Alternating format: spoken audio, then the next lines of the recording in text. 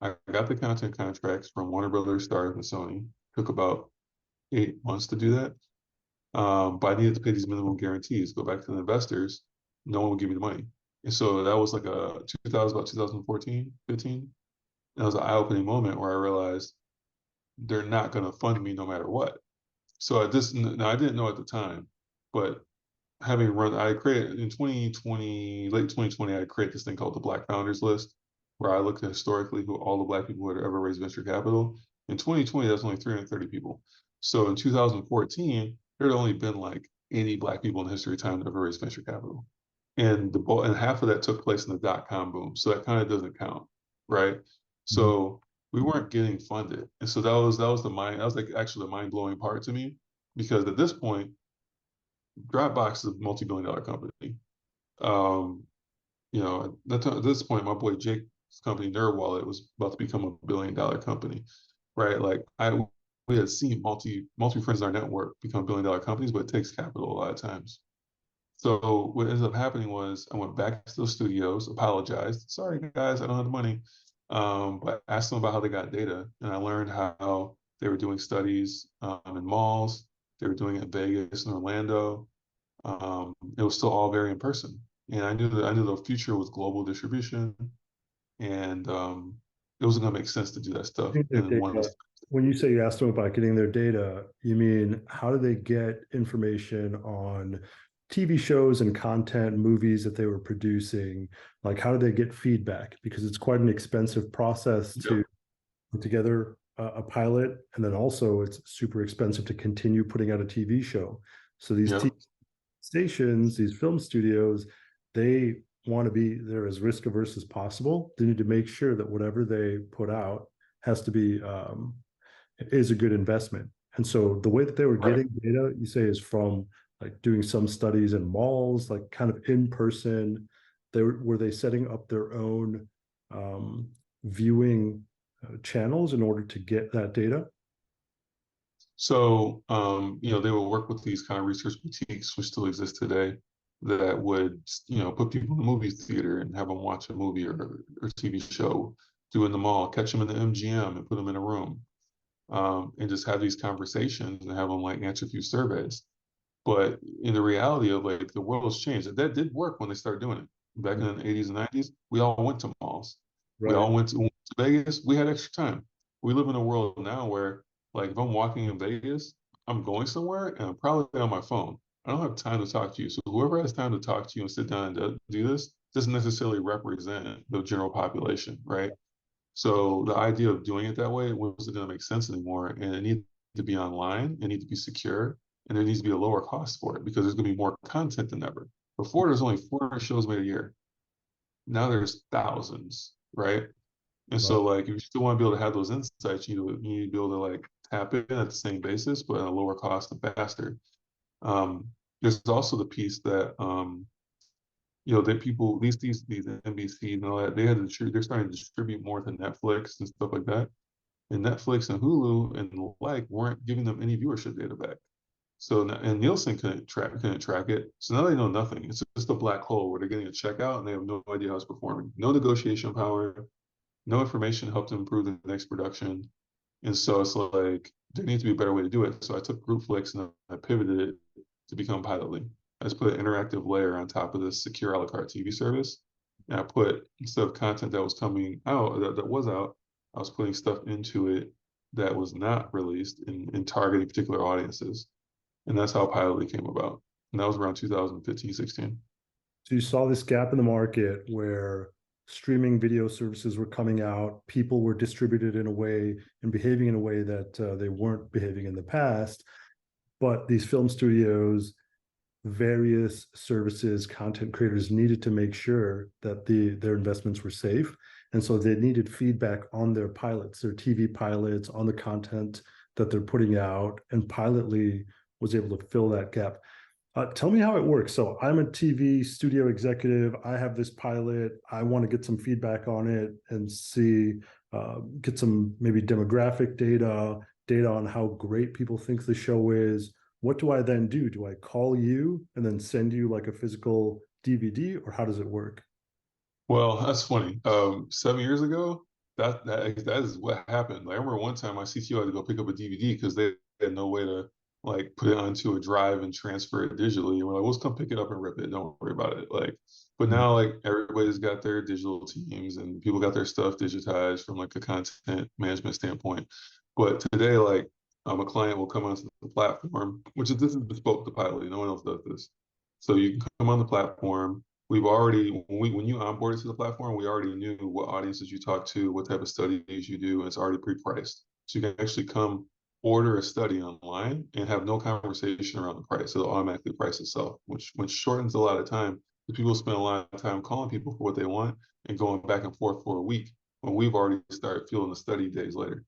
So come online, tell what you want, give it the goals, upload some questions if you want. It'll begin building out the study in our platform. Then it will someone on our team will double check the survey, have a conversation, make sure it's all programmed out, and it'll go out to this audience through these panel partners we have. We have panel partners around the world who help us get viewers that match a particular demographic. So those people start coming in over 3, 4, 10 days, depending how long the content is, because we can do something like an ad. We can do a 3 episode binge study, which might take you 2 weeks. Mhm. And so 300, 400 people come in, they watch, they like and dislike as they watch. They answer some survey questions. They can say, "I'd tune out here. I would tune back in here." We capture all this information, and our system then visualizes that in the platform, and it'll tell you moment to moment how people felt. It will relate those moments back to whether or not that's where they want to tune out, or this is why they enjoyed it, or this is the character they like. And now a client can either take that information and have a conversation internally, or someone on our team can put that into a bespoke report, something that fits the format of their organization, and then ships that off to the client. And they can then have the conversation with stakeholders. So every one of these studios, and Apple, Amazon, et cetera, there's a research team. That team is tasked with answering questions from stakeholders in marketing, product, creative development, et cetera, and they have to figure out the best way to answer those questions. And Pilotly just happens to have every methodology you would need to answer questions from all those different departments. So it becomes this system of record, this all-encompassing solution that you can answer pretty much any creative content question with. That's really cool. And a little note on the customers that you have. How many customers do you have in the United States, for example? It's easy to answer the ones we don't have. If it's a big content creator, we work with them. I said the only people that we're not working with right now is uh Disney. It's Mhm. probably it's probably it. Everybody else, we're touching a piece of the organization or multiple pieces of it. So you work with basically all the large movie studios in the United States. You already have contracts with them, and Right. all have their own little methodologies or the sorts of data points that they're looking for. Yeah. And generally, you have And that's cataloged in our platform. So when someone from our team goes to touch that client, we already have it cataloged as to what they look for in their organization. So that way the information transferred to them is in the context that they need it because they don't have that much time. in the way that they want to consume it. So Yeah. uh, they create a pilot. They contact Pilot Lead. They don't even have to talk to an actual human being. They upload the video to Pilot Lead, and then is pricing determined based on how many people they want to watch it, in what country they want to watch it in, Mhm. they want to do the tests in, and maybe the length of the content. You're right. You sound like a market researcher. It sounds like you already know it. That's about it. And then how specific the audience, right? Obviously, like finding an African American who's watched a particular show is a little more expensive than just general population, like 1854. You have viewers all over the world. So it's not just Yeah. an organization can do market research in the Philippines, for example, and you will translate the show into Mm. Tagalog or whatever language. Yeah. Yeah. So we're running a study in Philippines right now, and in Indonesia. So we're running stuff around the world all the time.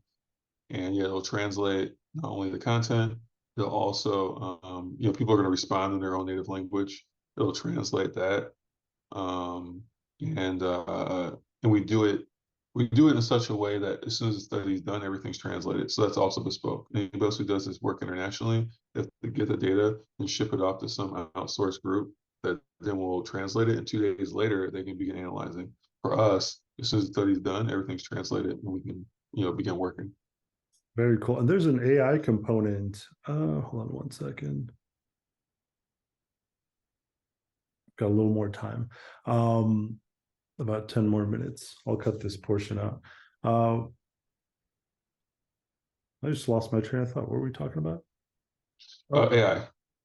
sorry, the little thing like messed me up. In terms of the technologies that you are implementing now, you mentioned something about AI when we met in person. So you have an AI component that helps with the translation of these shows. Oh yeah. Can you talk a little bit about that? Yeah, previously, obviously, Google Translate has had an API for a number of years, but it's never had the accuracy of a human. But with the advent of generative AI, I was able to build out a good module to make these translations, double check the translations, and in comparison to like human translations, we find almost parity. Obviously, there's a couple, there's some situations with the human translation. It's a little bit better than the AI, but you also have to realize like can you get the gist of what's being said? And the accuracy is high enough such that even when human translation is slightly better, there's nothing that was completely additive. Versus on the AI side, though, when AI is better than human translation, it's meaningful because there's some words that don't actually translate. And OpenAI and Cloud and stuff like Cloud, those things are aware of that because they're aware of every language. So it changes the way that it translates, and that actually ends up being a better translation. So, yeah, being able to do those translations rapidly is important. Being able to do things like identify scenes within content, name those scenes based on what's going on in the scene. Those are things we need in order to quickly have conversation around what's going on in the content. What was previously fairly manual can now, is now automated, um, or even looking through all the open-ended responses. Those are the written responses from the panelists that take the studies. Um, be able to have that analyze, understand, be able to categorize all the open ends and group them together and understand the story being told without reading thousands of open ends. This all saves time. And the more time you save, the more value you're delivering to the client. So you can have a show filmed in English and you can test it in Japan, and your platform will automatically put in subtitles, translate everything, and you'll be able to get a finished product, meaning a report that shows how effective a particular television show is or how well received it might be in a totally different country without ever going to that country or doing the translation. Right. Well, we do have people living around the world.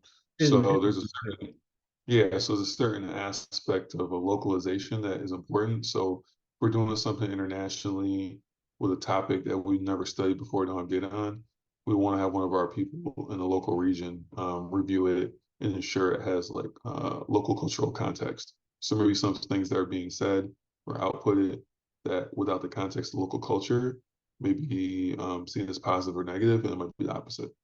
So They that have part's contractors all over the world, or are they employees or are they There's contractors? employees. There's employees, and there's some contractors, but we have people around the world in the organization. Then what about the people that are watching the actual shows? Do you have like a big database of people? Does Pilotly compile these groups of people, or do you outsource that to a third party? So that's what I was mentioning lightly when I said panel partners. Those are people that are third parties that their entire job is to manage these people, incentivize them, and engage them to come, get involved with what we do. And we just happen to have the funnest surveys to take in the world, right? Like anything else these people are going to see on that platform is going to be like, what did you drink today? Do you have Coke? Do you have Pepsi? It's not going to be a TV show. So it makes it easy for us to attract the audience because people who are in these different communities are excited to be a part of what we do. It's kind of a fun activity for the people watching the show rather than Exactly. a chore to do.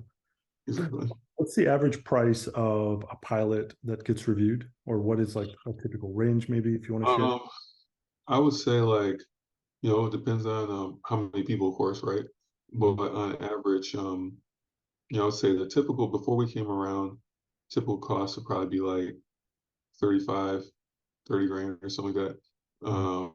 With us, it's more like 20, so it's about 30% cheaper. It's really cool. And then, so let's say 20 grand. How many pilots do you typically does Pilotly handle every year?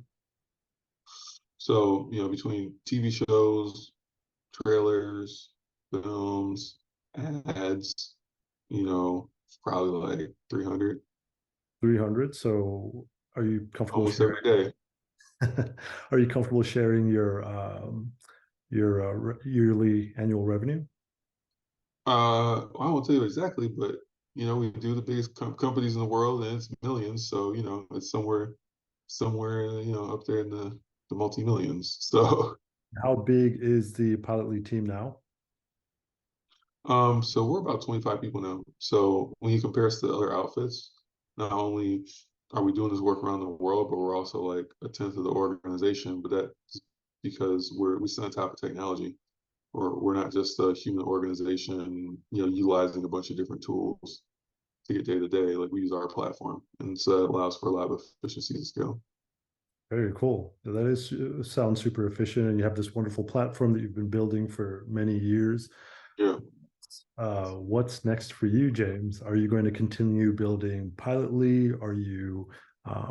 Is there another project that maybe you would like to move into in the future, or what are your thoughts on Yeah. that? Right now I'm excited to be kind of working to develop myself into what I call like a level two CEO. Like I'm an expert at level one. I can start something, build something, make money. Level two is like processes, executive team, building out a real organization that could scale from there. So really focused on that. How are And you then doing that? How are you building yourself into a level two CEO? that requires like finding, hopefully you already have people in your network, but finding people that know you and have been have experiences and can work with you to like develop different competencies. So, I have like different mentors, um, different therapists. I got like different people I'm working on different pieces with. And then, just trying things out, experimenting, getting feedback from your organization and iterating again. So just trying to have the right team around me and try things out, but be aware of what's going on and be ready to pivot. Um, so that's how I'm doing that. And then simultaneously, I've always wanted to solve for the problem that I mentioned earlier, which was like a lack of funding for people like myself. So I have started a venture fund called Black Ops with Mhm. another partner of mine, Sean, who's also a founder. Um, and so we're in the early stages of that. Fund one made like 8 investments, and it's exciting. It's also that's helpful for me too. So as we invest in other companies and I give them advice, you can always give people advice that best advice you give someone else, but you don't give it to yourself. Mhm. So I get a lot of reminders of like, oh, I'm telling them to do that, I'm not doing that. So that's another way I'm like kind of upgrading myself as a CEO is by working with other CEOs. And Black Ops focuses specifically on people of color, minorities who want to start their own companies, and you fund them, give them advice along the way, and this. Yeah, yeah. So Black Ops is a $50 million fund that invests exclusively in Black founders that are tech focused. And so we lead seed rounds, which is there's a hole in the market for that. And we've been excited to, we've been excited to be behind these founders and see the journey and learn along with them. So it's been good. That's really cool. Well, James, this has been awesome. Thank you so much. I've taken 10 more minutes of your time than I promised to take, so I apologize for that. But thank you for joining me today. Where can people learn more about Pilotly, and where can people learn more Um, about Black Ops? yeah, so Pilotly is just pilotly.com. New website's launching like in 7 days, so check it out in 7 days. It's gonna be cool. And then Black Ops is just blackopsvc.com, blackopsvc.com. So yeah, definitely check both those out. And I'm always on LinkedIn. Awesome. Well, thanks so much, James. Really appreciate your time. And thank you, everyone, for watching. Hit that like button, hit that subscribe button. We'll see you on the next one. Oh, All maybe right, thanks so much. we should send this into Pilotly, get some feedback, Yeah, you never know. Might be a new TV series.